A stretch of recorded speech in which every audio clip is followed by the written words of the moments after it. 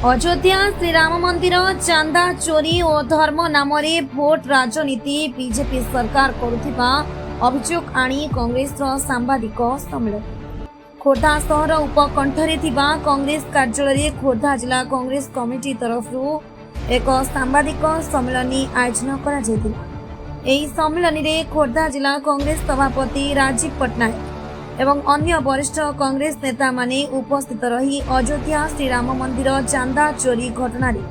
श्रीराम जन्मभूमि तीर्थक्षेत्र ट्रस्ट तत्कालीन साधारण संपादक चंपत राय एवं ट्रस्टी अनिल मिश्र इस्तीफा केवल धर्म को आखिठार अटे। एथिरे बीजेपी सरकार एवं प्रधानमंत्री कार्यालय पीएमओ संपुक्त थिबा अभियोग आनिबा सह मान्यवर उच्चतम न्यायालय प्रत्यक्ष तत्वावधान निरपेक्ष तदंत दाबी एवं श्रीराम मंदिर समस्त दान और भेटी एवं आय व्ययर एक स्वाधीन फोरेंसिक ऑडिट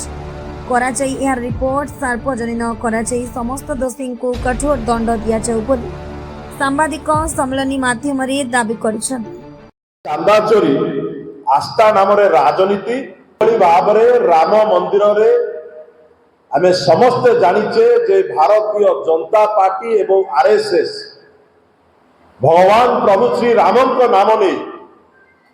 सस्ता राजनीति करि आसी प्रति समय एमानंकर भगवान प्रभु राम प्रति केबे ना आस्था थिला ना भक्ति थिला। जदि थिला केवल एया जे भगवान प्रभु राम ना नहीं भारतीय जनता पार्टी एवं आरएसएस केवल राजनीति करि आसी निर्वाचन बैतरणी पार हवा पाई सबु बल पाई चेष्टा करि आसी जो बली भाव राम मंदिर जो ट्रस्ट होइतिला से ट्रस्ट रे आपण जदि देखिबे प्रधानमंत्री को कार्यालय संपूर्ण रूपे इन्वॉल्व थिला सेही ट्रस्ट गठन समय सेही ट्रस्ट रो प्रशासनिक अधिकारी जो माने रहिबे समानक चयन रे प्रधानमंत्री कार्यालय संपूर्ण भाव में सेथिरे भाग नहीं थिले। किंतु आज जेते बेले प्रभु श्री रामकर चांदा पैसा को सेही ट्रस्टी मेंबर माने हुंतु किबा सेही ट्रस्ट रो जे पूर्वतन साधारण संपादक थिले सेमाने हुंतु जो भली भाव में कोटी कोटी टंका हरिलुट करिसंती चोरी करि नैछंती ताहा मु कहिबी केवल कौनसी अर्थनैतिक चोरी नुहे ताहा भारत वर्षर कोटी कोटी जनसाधारणकर आस्थार चोरी हेछि भावावेगर चोरी हेछि प्रभु श्री राम प्रति जो भक्ति रही तार चोरी हेछि। तो एभली चांचल्यकर घटना घटी जो घटना भारत वर्षर कोटी कोटी